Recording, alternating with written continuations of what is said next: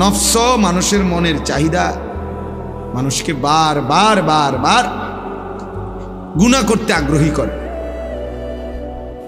এজন্য চোখ নামাইতে ভিন নারী থেকে দিল বলে কম, তাকাইতে বলে বেশি।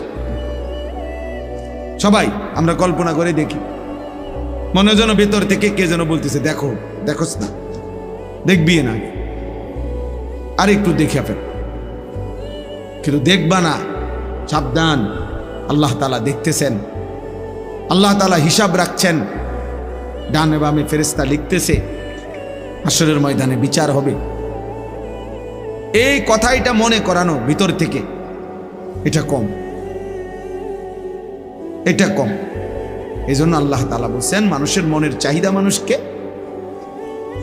গুনার প্রতি বেশি ধাবিত করে, গুনাহের